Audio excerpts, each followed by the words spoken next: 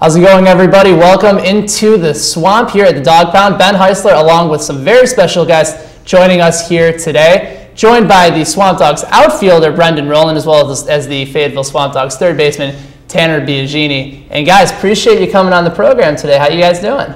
Good. Not too bad. Good. Thanks for having us. Yeah, my pleasure. So let me ask you guys both a question. You're coming from Albany, Brendan, and you're coming from Virginia, but you also played and grew up in North Carolina. How did both of you guys, and Brendan, I'll start with you, how did you guys end up in Fayetteville this summer? Well, it was a lot of hard work by my coaches at college at Albany. My head coach and my assistant coach, they did a good job of getting our names out there. And I got hooked up with Coach Handelsman, and here I am. What about you, Tanner? Our pitching coach at school does a great job placing all our guys in summer ball teams, and he just asked me what league I want to play in, and he hooked me up. So. Now, both of you guys have been playing baseball for a long time. What got you interested in playing baseball? And I guess more importantly, what made you guys decide to continue playing all throughout high school, college, and possibly even on the pro level? And Tanner, I'll start with you.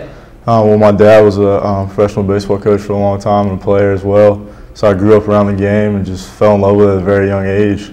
And ever since I can remember, I've always wanted to play at the highest level. So. What about you, Brendan? I've always been driven by my family. I mean, we all love baseball.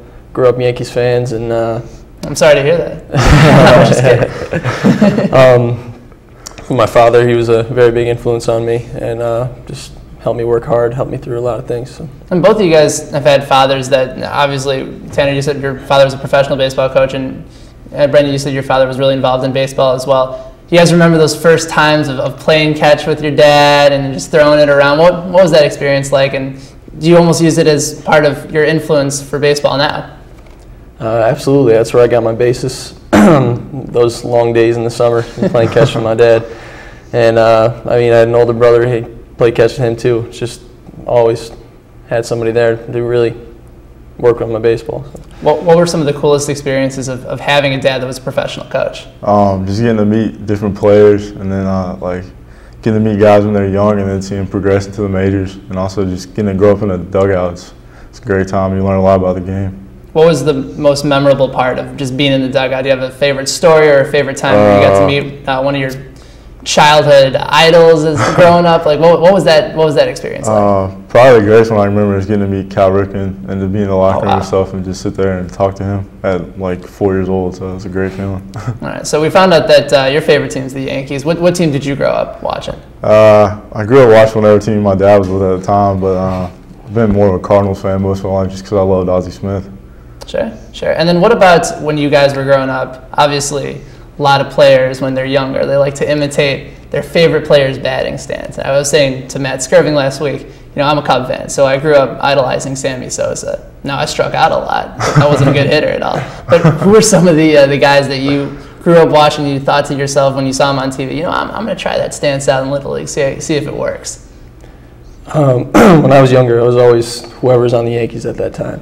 And I always wished that I was a left-handed hitter because all my favorite players growing up were Don Mattingly, Paul O'Neill, Tino Martinez, all the big power-hitting lefties at that time. So. What about you, Tanner? Mike Devereaux used to play for the Orioles, had like the high leg kick, and Harold Baines had the high leg kick, so I used to always try that when I was younger. Now, what about as far as college play goes? Brendan, you're at Albany, and Tanner, you're at the Virginia Military Institute. Two very contrasting schools. So talk a little bit about your college baseball experience, what that's been like for you, and ultimately how it's helped you progress towards this level. Brendan, I guess we'll start with you. Well, at Albany, like you said, it's very, very different than being in the South. We spend our opening 20 games on the road, which is it's tough, but I'm playing much different conditions. So we start the season out, and there's snow on our field as opposed to being down here, or I assume there's not. But I love my school. I love my coaches. I have a great team, great teammates. So. Was it nice for you going to school in the place that you grew up as well? Oh, absolutely. There's nothing like having the college experience and still being able to go home like every Sunday night for a home cooked meal, going to see my parents, my family, my little brother and sister. Tanner, what about you? What was the Virginia Military Institute? Almost a mouthful. VMI. Let's just keep it at that. What was that experience like? It's definitely that first year you're kind of shocked into the whole military experience of it, and it's a real hard school. You got to balance, you know, academics, military life, and baseball. But our coaches do a great job of helping us out, and the upperclassmen are the ones that help out the freshmen the most and try to help them through it. Now, do either of you guys have a favorite college ball memory to this point? You're both going to be seniors next year, so you've had a lot of experience playing college ball. Anything stand out to you? My freshman year, when we were able to go to regional, we went to a regional in Arkansas, and that was a very memorable experience. So. What about you, Tanner? Probably this year, getting to play against one of my best friends growing up for the first time. We'd always play on the same team, and then this year, first game, he was pitching against my team, so it was a good feeling. Did it bring out a little bit more of a competitive nature between the two of you guys? They said he threw probably like 3 or 4 miles per hour harder against me than anybody else. Now, a lot of times in baseball, a lot of players are known to get a nickname, whether it be through something that they do or just, you know, from one of the coaches. Growing up, or I guess now, have you guys gotten a nickname around the clubhouse? Anything that might stand out, or nothing as of yet? Nothing really. I mean, we really haven't had that much time to, you know, really get to know each other.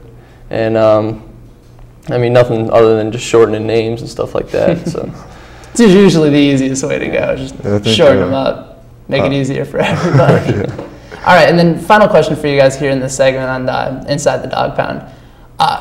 A lot of people look to their coaches, especially in college, because it's an opportunity where they're away from their family and they're away from a lot of their role models in their life, and they look to their coaches for advice. What's some of the best advice that you guys have ever received from your college coaches about playing the game of baseball? Tanner, I'll start with you.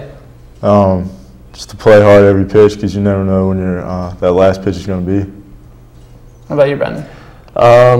I kind of along the same lines, and also the fact that, I mean, you've worked hard your whole life, you deserve to be here, and just keep playing hard. All right, well, we're visiting with Tanner Biagini and Brendan Rowland here on Inside the Dog Pound. When we come back, we'll have an opportunity to talk with them a little bit more about the season, as well as some interesting tidbits of information. You're not going to want to go anywhere. Stay tuned for Inside the Swamp right here on Time Warner Cable. Who let the dogs out? Who let the dogs out? Who let the dogs out? Who let the dogs?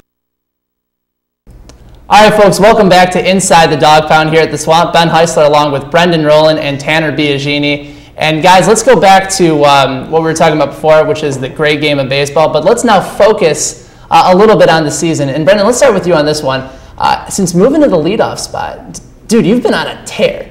You've been in 625, 2 game-winning RBIs. Has anything changed for you? Has there been a change in mindset? What started to click for you so far in that leadoff spot? First and foremost, it's being in the right place at the right time. And all growing up, I was always a leadoff hitter. I spent basically my entire life until I got to college in the leadoff spot. So, I mean, I'm comfortable there. I feel like I'm seeing good pitches, and I feel like I'm really helping the team. Now, what changed for you in college? Why the sudden transition maybe outside the leadoff spot? I developed some power. I don't know from where. But and I dropped down to the 3rd or 4th spot, and then I'm back up to the leadoff spot where I feel really comfortable. So. And then Tanner, you've also hit the ball very well. On Friday against Florence, went 3 for 3. So it seems like after you left for the pre-draft game, you came back, you're starting to get back into the swing of things. But talk a little bit about with the wooden bats. Now, a lot of guys say it's not so forgiving, it's a little bit difficult to get used to. What's that transition been like? It was awkward that first couple of days getting hit on the field with the wood bat, and even in the games, like last night, you know, I felt like I squared the ball up well and figured, you know, it's either off the wall or gone, and center fielder's sitting under it for a while. So some balls you think you hit out and then you don't, or those ones you can get off the cap with a metal bat, you're breaking your wood bat and you're going to be out. What about you, Brendan? What's that transition been like with the wood bats? I mean, it's the same thing. You really got to put a good swing on the ball, hit that ball hard, and wood bat is not forgiving at all. It's just like you said, if you hit it off the end, you hit it off the end, you're going to break your bat. Now, Tanner, I mentioned before that you had an opportunity to participate in a pre-draft workout over at Atlanta. Can you talk to us and the viewers about what that experience was like for you, going out and working out for some scouts and getting ready for possibly being drafted? It was a good